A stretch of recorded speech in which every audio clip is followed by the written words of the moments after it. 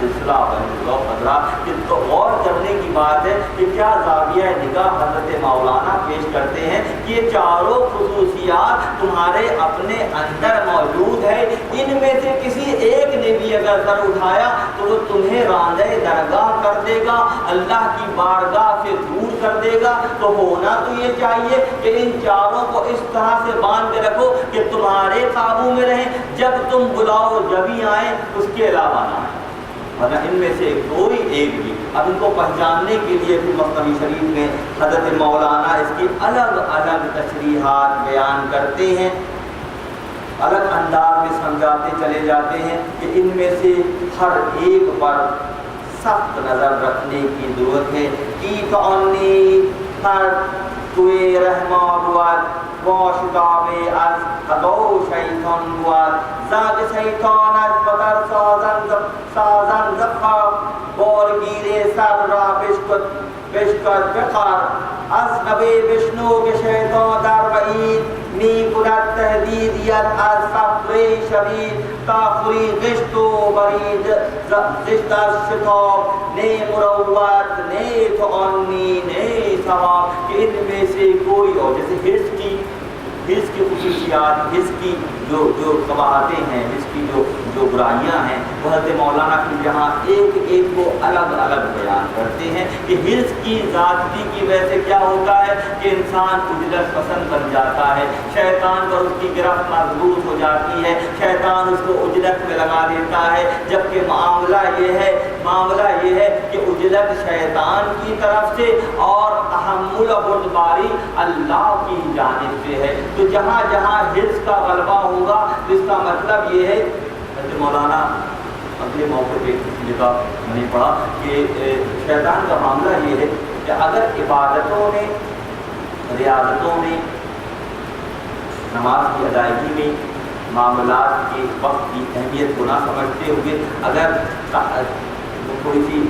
یہ سستی پیدا ہو جائے، کاہلی پیدا ہو جائے، تو اس آسان کی مبارکہ ہے کہ سمجھ لو کہ شیطان خون کے ساتھ جسم میں دوڑ رہا ہے۔ عبادتوں میں تساہل، معاملات میں سستی، یہ اس بات کی دلیل ہے کہ وہ جو بگاڑ پیدا کرنے کا سرخیل ہے، سردار ہے، وہ تمہارے خون کے ساتھ تمہارے سسٹم میں دوڑ رہا ہے، اور سسٹم میں خون کے ساتھ دوڑتے دوڑتے وہ تمہارے ذہن کے اس حصے میں پہنچ جاتا ہے اور وہ جا کر وہاں بیٹھ جاتا ہے اور وہاں سے پورے سسٹم کو کمانڈ کرتا ہے کہ تم میں سستی پیدا ہو جاتی ہے، تم میں کاہلی پیدا ہو جاتی ہے، اور خاطقار کے حوالے سے، نمازوں کی پابندی کے حوالے سے، اولاد و مظاہر کے حوالے سے تم میں کاہلی و سستی آتی ہے۔ تو یہی وہ موقع ہے کہ سمجھ لیا جائے کہ وہ ابلیس لعین جو ہے خون کے ساتھ جسم میں دوڑ رہا ہے۔ تو پھر یہی وہ موقع ہے کہ کسی ایسے سے تعلق جوڑا جائے، کسی ایسے سے اپنے آپ کو ملایا جائے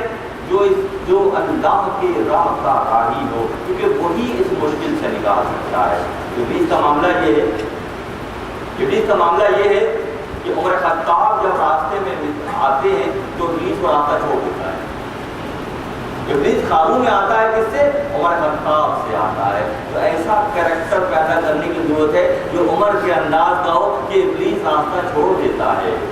پھر ایسا کریکٹر پیدا کرنے کی ضرورت ہے کہ شیخ محی الدین عبد القادر گیلانی جیسی شخصیت جو ہے ان کو دیکھ کر ابلیس راستہ چھوڑ دیتا ہے۔ تو کیا وجہ ہے کہ اس دور میں ابلیس ہی کا دور بن کر رہ گیا ہے؟ کیا ہمیں وہ اوصاف پھر پیدا نہیں ہوں گے جو عمر خطاب جیسے ہوں یا شیخ محی الدین جیسے ہوں، کہ ان جیسی کیفیت جب پیدا ہوگی تو ابلیس تو کب راستہ چھوڑ دے گا۔ اب اگر اس کا غلبہ ہے، اسی کا سکہ چل رہا ہے، تو بڑے غور سے بیٹھ کے سوچنے کی ضرورت ہے کہیں ایسا تو نہیں ہے کہ سارا کا سارا سسٹم اس کے ہاتھ میں چلا گیا ہے اور ہم دانستہ یا نادانستہ اسی کی پیروی میں لگے ہوئے ہیں، کیونکہ اس کا معاملہ یہ ہے کہ وہ اجلت میں لگا دیتا ہے، ہمیں فخر سے، غریبی سے، فقیری سے، تنگی سے ڈراتا ہے، دنیا کو اچھا کر کے دکھاتا ہے۔ یہ سب وہ کرتا ہے کہ جب ہمارے خون کے ساتھ ہمارے جسم میں دوڑ رہا ہوتا ہے تو ہر جگہ اس کا تصرف ہو جاتا ہے۔ وہ دنیا جو کہ دنیا جیفۃ وخالقھا کلام، کہ دنیا کی مثال مردار کیسی ہے اور اس کے طلب کرنے والا کتے کی مانند ہے۔ تو ابلیس کرتا کیا ہے؟ اس ادنا ترین چیز کو اعلیٰ کر کے دکھاتا ہے۔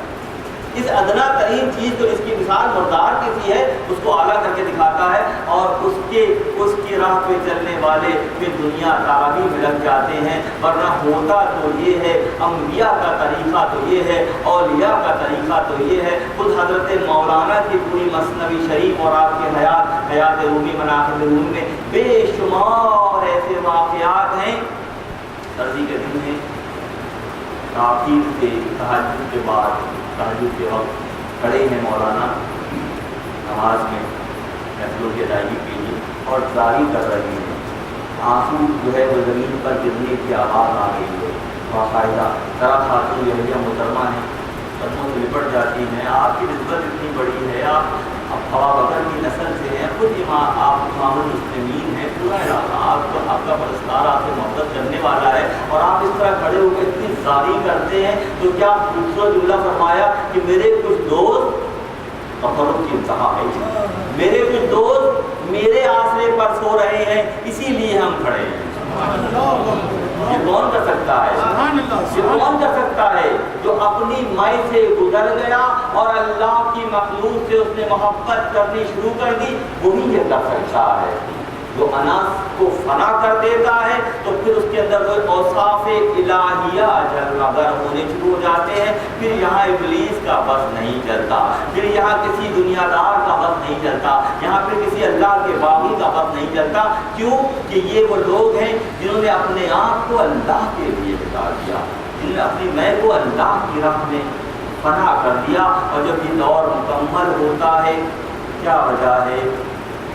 حضرت صاحب جب نے ملاقات کی کہیں وہ نقطہ میرے سامنے آیا کہ ظاہری طور پہ لوگ یہ کہتے ہیں کہ یہ سارا سلسلہ جو تصوف کا اور خانقاہیت کا اور غوث اور قطب اور ذات میں نام رکھے ہوئے ہیں اور تم ان کے تذکرے کرتے ہو، دور میں تو نہیں ہوتا تھا اللہ کے نبی کے زمانے میں۔ کیا خوبصورت بات ہے، آپ لوگوں کی دلیل مرزا صاحب کی ذات سے پیش کرتا ہوں۔ آپ نے فرمایا کہ اس دور میں اللہ کے نبی کے اصحاب ہوتے تھے، اور کوئی چاہے کوئی مقام و مرتبے پر پہنچ جائے، کسی صحابی کے درجے کو نہیں پہنچ سکتا۔ جب سارے کے سارے صحابی موجود ہیں تو غوث، قطب، ابدال یا فقراء کی کیا ضرورت ہے؟ وہ سارے کے سارے فقراء ہیں، وہ سارے کے سارے اللہ سے محبت کرنے والے ہیں، وہ سارے کے سارے اللہ کے حبیب سے محبت کرنے والے ہیں کہ اللہ کے حبیب کے اشارے پر اپنے آپ کو پیش کرنے کے لیے تیار ہیں۔ تو فقر کی اور کون سی منزل ہوتی ہے؟ اپنے آپ کو مٹانے کی بھی کون سی منزل ہوتی ہے؟ کیا سورج کی روشنی کی موجودگی میں ستارے چمک سکتے ہیں؟ سورج آفتاب آمد دلیل آفتاب، یہ سورج کا آنا اس بات کی دلیل ہے کہ سورج آ گیا، روشنی پھیل گئی۔ تو اللہ کے نبی کے اصحاب کی جبھی اللہ کے نبی نے فرمایا کہ میرے صحابہ کی مثال ستاروں کی سی ہے، کسی کی بھی اقتدا کرو گے تو منزل پر پہنچ جاؤ گے، کسی کی بھی اقتدا کرو گے تو منزل سے ہمکنار ہو جاؤ گے۔ پھر کسی اس دور میں کسی کی ضرورت نہیں تھی، جب ان کا دور گزر گیا دائرہ بشریت کا، تو اس کے بعد کے دور میں اسی چراغ سے چراغ جلتے رہے، صرف چراغ تبدیل ہوا، روشنی نہیں تبدیل ہوئی۔ روشنی وہی چل رہی ہے جو محمد عربی میں جھلک رہی تھی، وہی ان مشارق الظام میں وہی روشنی جھلک رہی ہے۔ وہ کیا ہے؟ اللہ کی مخلوق کو اللہ سے ملانے کا فریضہ انجام دیا جا رہا ہے۔ وہ کون سا اسکول آف تھاٹ ہے، وہ کون سا مکتب فکر ہے جو انسان کو ہر کے خود بشناف یا دارا چلا؟ جس نے خود کو پہچانا وہ اپنے رب کو پہچاننے جیسا ہو گیا۔ خود شناسی و خدا شناسی کے اس سفر میں الحمدللہ ثم الحمدللہ یہ خانقاہیں ہیں، یہ اللہ کے دوست ہی ہیں جنہوں نے اپنے آپ کو وقف کیا ہوا ہے۔ چار دام عالم میں یہ روشنی پھیلی ہوئی ہے، کہیں وہ خواجہ سید فاروقی رحمۃ اللہ علیہ کے انداز میں ہے، کہیں وہ حلصاق کے بزرگوں کے انداز میں ہے، کہیں وہ خواجہ صاحب کے انداز میں ہے، کہیں شیخ محی الدین عبدالقادر جیلانی کے انداز میں ہے، اور یورپ کی سرحدوں میں حضرت مولانا کے انداز میں ہے۔ یورپ کی سرحدیں جہاں سے شروع ہوتی ہیں اور اس دنیا کا جدید ترین ذہن جہاں رہتا ہے، ان کے بے شمار ترقی کے ان کے دور ہیں، ان کے جو سوالات اشکالات ہیں اسلام سے متعلق اور صاحب قرآن